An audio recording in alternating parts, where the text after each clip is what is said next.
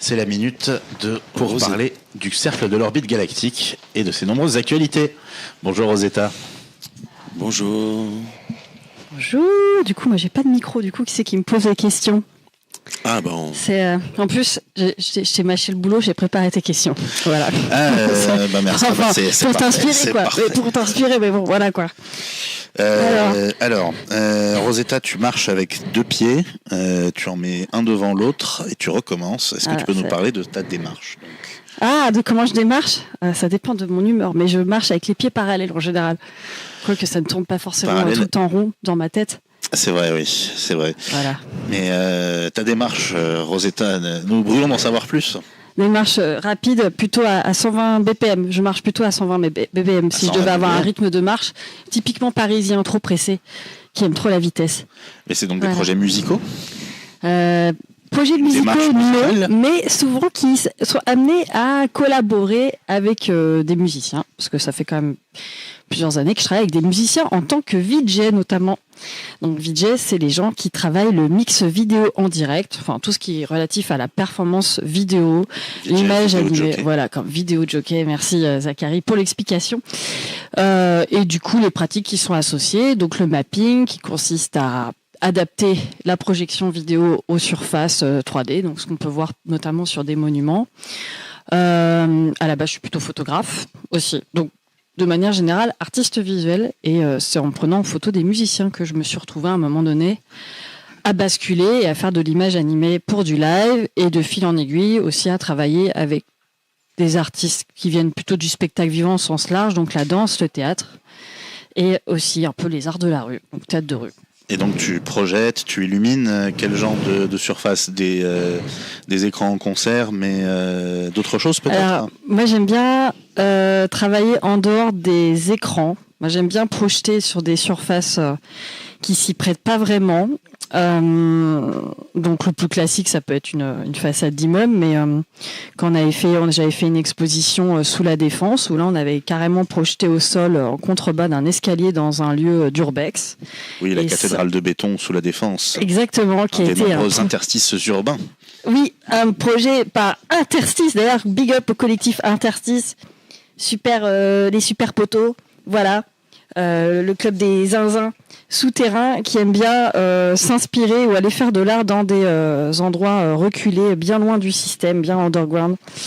Une très belle exposition d'ailleurs. Voilà, ça avait été un projet très très chouette et j'avais adoré du coup projeter sous terre et je trouve ça très excitant de sortir du cadre de l'écran traditionnel. Tout à fait.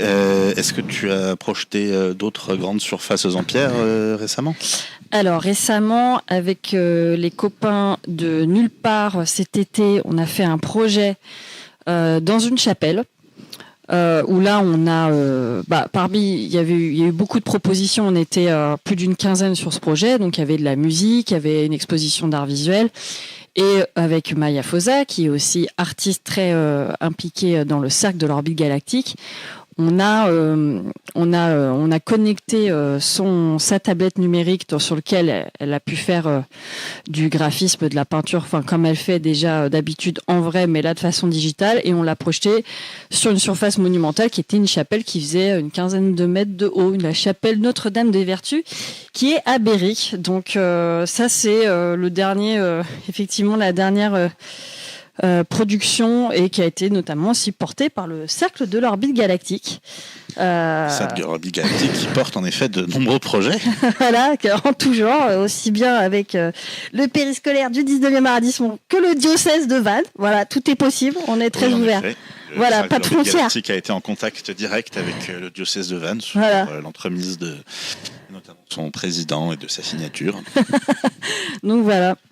Donc ça c'était Alors, le prochain projet. Oui, le prochain projet. Quel est ton prochain projet ? On va remettre le couvert normalement, si tout va bien, avec Maya Fosa lors du festival Grand 8. Merci. Tu voudrais pour la place. C'est bien, il connaît bien Festival Grand 8. Donc ça, c'est avec l'Université Saint-Denis. Donc on va voir si le matériel de projection du Cercle de l'Orbite Galactique est capable de projeter sur une surface qui va être encore plus grande. Un test grandeur nature. Voilà, on va faire en circonstances réelles, car nous n'avons pas peur du réel au cercle de l'orbite galactique. Ouais, on aime bien le réel, plus que le virtuel quand même. Et donc ça, oui. Et puis le spectacle, hein, ça c'est aussi un projet sur lequel on est pas mal aidé par le cercle de l'orbite galactique, Planète, qui va jouer qui est un spectacle jeune public audiovisuel. Sur lequel un spectacle jeune public. Jeune public, exactement. C'est pour les enfants. Et on est 3 sur scène. Moi, je fais la vidéo. Je fais un personnage aussi qui est muet, le Discobot. Le Discobot. Oui, le Discobot. Bon, peut-être qu'il fera des apparitions plus tard durant la nuit, le Discobot. Le Discobot est très imprévisible. Voilà, il est très facetté. Voilà, facetté et facétieux. Facétieux aussi, voilà, très réfléchissant aussi. Oui, mais pas très réflexif. Il passe beaucoup de temps à réfléchir, il ne s'arrête jamais de réfléchir. Je ne sais pas s'il réfléchit assez, je crois, je suis pas sûre. Oui, on peut toujours réfléchir davantage, oui. Voilà. Mais le Discobot prend des niveaux à chaque année. Il prend du niveau, ouais. Donc, Planète, 3 et 4 novembre prochain, à la salle, la SMAC du Nouveau Cap à Aulnay-sous-Bois. Ça, c'est la prochaine échéance aussi. Un spectacle pour les petits et pour les grands aussi. Oui, parce que les adultes ne sont que des enfants qui ont grandi. Et c'est vrai. C'est très vrai. Voilà. Et un spectacle avec... vous étiez 3 sur scène Voilà, on est 3 sur scène. Il y a Jim à Jim, avec qui je travaille beaucoup aussi, qui fait le son, mais qui est aussi interprète, qui chante, qui est un personnage qui interprète le personnage de professeuse, et Laké Sabé, qui interprète le personnage de Zabelak, l'aventurière exaltée, accompagnée de leur Discobot Captain Zeta. Voilà, le robot susceptible mais qui conduit le vaisseau. Et d'ailleurs, plus tard, d'ailleurs dans l'équipe aussi, en backstage, on a la chance d'avoir aussi des accessoires et des costumes de Plastic Alien qui présentera son travail plus tard durant la soirée. Voilà, ce qui apporte une touche de level à l'ensemble, à la direction artistique de l'ensemble. Voilà. Et oui, le cercle de l'orbite galactique s'étoffe et s'élargit. Tu as évoqué des projets qui ont lien avec l'enfance, les temps d'activité périscolaire, l'école Armand Carrel du 19e arrondissement, où le cercle de l'orbite galactique est présent, où il est d'ailleurs déterminé à s'insérer dans le tissu local. Nous redirons d'ailleurs un mot de notre œuvre pour une association du 19e arrondissement. Finalement, il y a l'air d'avoir quand même une forme d'enjeu éducatif. Alors, est-ce qu'il y a peut-être une volonté de transmission de valeurs au sein du COG à travers cette pratique ? Que ce soit l'illumination de chapelles ou de faire des spectacles pour les enfants. Alors, là où je pense qu'il y a peut-être des liens, alors c'est vrai qu'il y a toute une... donc le COG étant une association d'art ludique et numérique, c'est sûr qu'on voit plus facilement les liens. Oui. Je ne sais pas si c'est exactement dans l'objet tel que présenté sur le site internet, mais moi de ce que je sais, c'est art ludique, art numérique, mais c'est vrai que la narration, pour rentrer dedans, tout à fait. Il y a un fil conducteur là-dessus, ouais. Raconter des histoires. Tout à fait, ouais.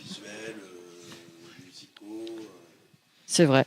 Il faut pouvoir raconter une histoire aussi, c'est ce qui est important. C'est toujours ça.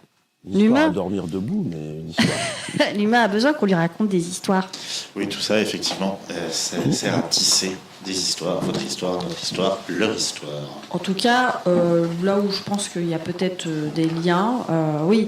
Le côté pédagogique aussi, moi surtout, je pense une pratique, une vision de faire de l'art en se faisant plaisir, sans trop se prendre au sérieux. C'est la dimension ludique, moi je pense que je vois entre les projets que je peux être amenée à faire avec le cercle de l'orbite galactique. Et ce que je recherche en termes de partage. C'est vrai qu'il y a la notion de quand même beaucoup de rencontres. On aime bien rencontrer différents. C'est l'ouverture, je pense, proposer justement à des enfants. La pédagogie, c'est peut-être celle de l'ouverture, dans le sens où il y a un monde à aller explorer. Il faut sortir un petit peu de sous les escaliers, on en parlait tout à l'heure. Et justement parce que, en fait, c'est les histoires, elles peuvent être sous les escaliers, mais c'est toujours des histoires un peu sombres. Mais dès qu'on part à l'aventure, dès qu'on a cet appel à l'aventure et à la découverte, il faut trouver un petit peu ces artistes, ces visionnaires qui vont pouvoir justement amener l'enfant à se créer une histoire. Oui, après, moi, j'ai pas ce truc. Enfin, en tout cas, quand on travaille avec leurs enfants, on n'est pas trop dans ce discours à dire que il y a des gens qui sont artistes et peut-être d'autres qui ne le sont pas. On essaie plutôt d'explorer chacun notre part artistique. Et en tout cas, on essaie de faire avec les enfants dans tous les projets qu'on fait, et particulièrement avec un projet qui a été notamment porté par le COG, qui est un projet, on a fait une création avec des enfants de SEM. C'était un gros projet mené par la Fondation Culture par l'Enfance, partenariat notamment avec le ministère de l'Éducation nationale et le Cube Garge. Ça a été un projet de co-créer une œuvre immersive pour l'Atelier des Lumières. Donc ça, c'était un très très gros projet. Et à l'intérieur de ce projet, ce qu'on a essayé de faire, de nouveau, il y avait Jim aussi sur ce projet, c'est avec les enfants d'être vraiment dans une forme de liberté, de sortir du carcan de l'école où il y a ces histoires de compétition, de savoir, le culte de la bonne note, etc. Et d'être plutôt dans l'entraide, dans l'exploration, l'expérimentation, partir du réel aussi, parce que même si on était sur une pratique à la fin où l'œuvre était de nature numérique, on est parti de l'environnement immédiat. Donc, Jim a fait de la collecte sonore avec les enfants à partir des sons de leur environnement scolaire. Moi, j'ai fait faire du stop motion de pâte à modeler, et on a vraiment assumé la patte enfantine, on va dire, dans la création, et pas être dans cette logique d'être dans une technicité. Et vraiment, le numérique, il ne s'agissait pas d'être dans la pratique numérique pour faire du numérique, mais utiliser des outils, des technologies pour faciliter, ou là dans notre cas, par exemple la petite pâte à modeler qui était miniature, le fait de pouvoir la prendre en photo et de l'agrandir pour la mapper à l'Atelier des Lumières, là le numérique était vraiment au service de rendre une petite création enfantine monumentale et assez grandiose en fait. Donc c'est vraiment le numérique au service de quelque chose qui reste très instinctif, intuitif, et qui se pose pas trop de questions en fait, et vraiment de reprendre plaisir et de sortir du mental, et un peu comme quand on est dans le jeu où en fait on se lâche. Enfin, moi, c'est là où je vois je pense qu'il y a du sens, et passer par le jeu, ça permet d'apprendre en s'amusant, de se faire plaisir. Et voilà, et sortir de ce carcan de forcément apprendre, c'est souffrir, engranger des savoirs. Voilà, c'est oui, quelque part de se reconnecter en fait à son imaginaire à travers la matière. Voilà, à travers l'action qu'on peut avoir sur la matière, et que cette matière en fait elle offre justement cette possibilité de mouvement, c'est-à-dire justement cet imaginaire peut se transmettre à travers la matière, et justement c'est ça en fait, cette reconnexion au réel. C'est-à-dire d'imaginer bien que finalement, entre le réel et l'imaginaire, c'est peut-être la même chose. C'est peut-être les deux faces en fait du même objet. C'est peut-être juste le regard qu'on pose dessus en fait. Donc l'histoire qu'on va décider de raconter. Et en tout cas, à partir de la matière, ça c'était quelque chose qui était très important pour moi, mais surtout pour Jim, où c'est vraiment au cœur de sa démarche de créer à partir de la matière immédiate. C'est un peu les logiques aussi de ce qu'on voit dans l'arte povera, d'assumer cette pauvreté, et en même temps passer par le numérique, où là le numérique et la technologie, ça reste quand même une pratique de privilégié, parce que les ordinateurs, faut bien pouvoir se les payer, et on sait comment quel type de métaux il y a dans les ordinateurs, et toutes les technologies, la façon dont c'est extrait, c'est à revoir peut-être. Mais en tout cas, c'était important pour nous que le numérique soit au service de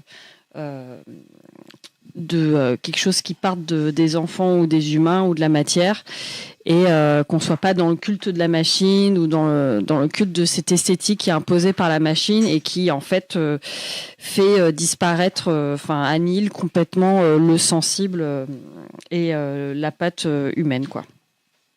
Voilà. Ah, c'est l'homme qui doit maîtriser son outil, le contrôler, et pas l'outil qui doit contrôler l'homme. Oui, tout à fait. En effet, ce n'est pas, il ne faut pas se laisser contrôler par l'outil, puisque les choses qu'on possède finissent par nous posséder. Ça, c'est assez vrai. Ça va beaucoup me parler, ça, cette expression. Je sens que je suis dans une relation compliquée avec mon ordinateur. Ah oui ? Oui. Oui, parce qu'à la fois, je me sens surpuissante avec mon ordinateur, avec mes logiciels où je fais des trucs de fou, machin et tout. Et en même temps, ça fait que de planter et c'est beaucoup de frustration. Et je pense que si j'avais plus d'ordinateur, je ne saurais plus quoi faire de mes mains. Donc je pense que je suis dans une relation un peu compliquée de dépendance. À la fois, ça me donne une impression de surpuissance et en même temps, une forme d'aliénation. Voilà. En tout cas, je sens que ça peut me traverser. C'est pas faux, et c'est effectivement l'enjeu de l'ordinateur qui t'enlève ton humanité, qui parfois te l'aspire. On aura l'occasion d'en reparler lors de la table ronde sur l'intelligence artificielle. On commence à mettre des éléments. On commence effectivement à semer des éléments, et oui, on est des professionnels, vous savez, on perd jamais le fil de rien du tout. En parlant de fil, Rosetta, est-ce que tu voudrais rejoindre le fil du cadavre exquis littéraire de la nuit ? C'est quoi ? Alors, je fais un rappel pour ceux qui n'ont pas suivi. Rosetta simule, parce qu'effectivement, elle a absolument tout suivi depuis le début. On a pris les étapes du voyage littéraire telles que éditées par le Cercle de l'Orbite Galactique, et on les propose les unes après les autres à tous nos interviewés, dans le but de faire une histoire à nous tous. Alors Hugo a choisi, Hugo a été la première étape, le monde restreint. Hugo nous a proposé une situation initiale où notre protagoniste est dans une ferme urbaine de houblon. Le houblon, tu sais, c'est la plante qui sert à fabriquer la bière.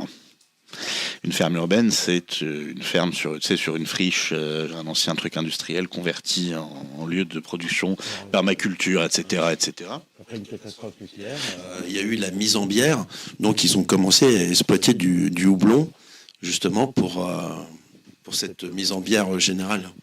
Oui, alors ça, nul n'a mentionné de catastrophe nucléaire encore. Donc, dans cette ferme de houblon, notre protagoniste est occupé paisiblement à fermer du houblon, quand soudain, le marché s'effondre, et soudain, il ne sait plus quoi faire de tout ce houblon et de toute cette bière que le houblon sert à faire. Toi, Alison, tu es à l'étape du refus de l'appel. Le protagoniste essaye de refuser l'appel de l'aventure dans le sens où il s'accroche au monde restreint. Notre personnage donc s'accroche à sa ferme de houblon et à ce monde où les gens buvaient encore de la bière. Il essaye de l'imaginer, peut-être essayer de convaincre les gens de toujours boire de la bière. Je suis pas très bonne en impro, moi. Ah, vraiment ? Ah oui, je suis pas très bonne en impro. Essayer de convaincre, on est bien entre nous, on est bien. Gardons précieusement ce qu'on a, plutôt que d'essayer d'aller chercher ailleurs, on ne sait pas ce qu'on va avoir. On est mieux, non ? Et il vaut mieux un que... Il vaut mieux un tien que deux tu l'auras. Voilà, exactement. Et puis ça fonctionne encore, la bière. C'est vrai que ça fonctionne. Bourrons-nous la gueule jusqu'à mort s'en suive. Voilà, c'est un bon argument. Oui, mais après, qui mettra en bière ? Ah oui. Tout le monde est mort. Qui mettra en bière si tout le monde est mort. Ah Oui, voilà. toujours cette idée des vertus mortelles de la bière. Oui, est-ce que la bière ça tue ? Je ne crois pas, sauf si on se noie dedans, évidemment. Puisque dedans, ce n'est pas de l'oxygène, c'est du gaz carbonique qui ne peut pas se respirer. Quand j'étais petit, je croyais qu'on pouvait survivre dans un tonneau d'eau gazeuse. En fait, en respirant l'air qu'il y avait dans les bulles, mais j'ai appris plus tard qu'en fait, comme c'est du gaz carbonique, ça marche pas. Et du coup, peut-être que le refus de l'appel, après, ce sera le cas. Quel va être l'élément rentrant qui pourrait justement convaincre cette communauté de paysans urbains de houblon à obéir à cet appel. Le monde, c'est un autre marché s'ils peuvent encore marcher, avoir bu tant de bière. Ok. Ça allait ma réponse ou c'est vraiment ça sera bien assez, Rosetta, ne vous inquiétez pas. Vous inquiétez pas. Vous êtes pilier du Cercle de l'Orbite Galactique. On peut peut-être rappeler votre titre au sein du Cercle de l'Orbite Galactique. Maya Fosa est peintre stratège et vous êtes sonde stratège. Une sonde stratège. Et oui, rappelez-vous des aliens et de toutes leurs histoires de sondes, des sondes qu'ils laissent à l'intérieur des gens. Les décollages sont pas évidents. Les atterrissages se font souvent avec fracas, mais une fois que je suis en orbite, tout va bien. Tout va très bien. D'ailleurs, Rosetta, c'est peut-être une allusion à la sonde Rosetta. Et à vrai dire, il y a une question. La pierre de Rosette aussi. À la pierre de Rosette. Et une chanson de Frank Zappa, A Little Green Rosetta. Peut-être tout à l'heure, on pourra la faire au karaoké. Peut-être au karaoké. Ah ouais. Et oui, c'est vrai que vous avez une prise de passion pour le karaoké. Et il faut dire que. J'en vois qui rigolent au fond, mais ils vont passer à la casserole aussi. Hein, vous y mettez beaucoup de passion et de talent. De rage aussi. Et pour la table ronde qui s'annonce bientôt, peut-être que ce serait bien de bénéficier de l'expertise de Lux Felicis. Lux Felicis. Si du moins il peut se libérer. Est-ce que Lux Felicis serait disponible pour venir parler d'intelligence artificielle? C'est une question, ce n'est pas un ordre.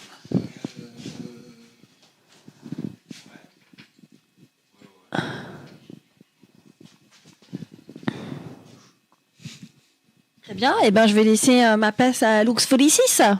Eh bien, merci beaucoup Rosetta. Rappelons que Lux Felicis fait souvent équipe avec vous dans des projets de VJing, je crois. Et lui aussi, il est VJ, avec une spécialité notamment en motion. Mais oui, avec Lux Felicis, on se retrouve souvent à être binôme sur des projets, soit les miens, soit les siens. Sur les miens, c'est grâce à lui qu'on a eu une super belle post-production de pâte à modeler en super géant pour l'Atelier des Lumières. C'est lui qui a géré toute la post-production. Pâte à modeler ? Alors, c'est vrai que c'est là, dit comme ça, on comprend pas trop. Sur After Effects, oui, il a animé.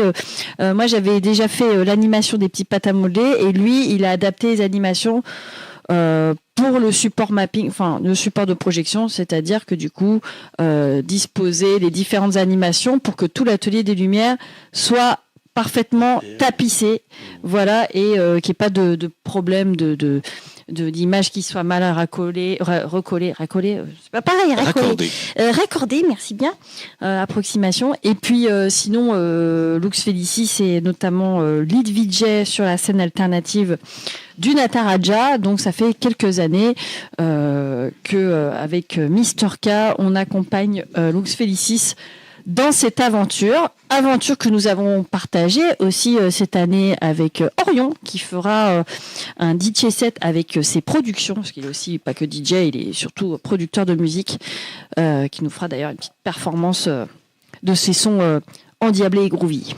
Ça, on a effectivement très très hâte de l'entendre. Je crois qu'on avait pu voir aussi un peu de travail de Lux Felicis du côté de Virage, il me semble. Tout à fait. Des installations, pour le coup, de mapping, où là, c'est de l'installation pas éphémère, c'est de l'installation durable pour des clubs alternatifs. Voilà, tous ces tiers-lieux sous le périph', exactement. Donc c'est des clubs en extérieur, quoi. C'est un peu... Voilà, ça nous évoque un peu l'univers Starmania qu'on pourra aussi peut-être retrouver dans le cadre du karaoké Rosetta. Zeta Spotlight, le rêve de Zeta Spotlight, plus tard interprété pour vous, public fanatique de cette comédie musicale qui n'a pas vieilli et qui bizarrement même devient de plus en plus pertinente. Et oui, on se rapproche de la soirée au Naziland. Tout à fait, alors que ce soir on danse. Ce soir on danse. Au Naziland. Voilà.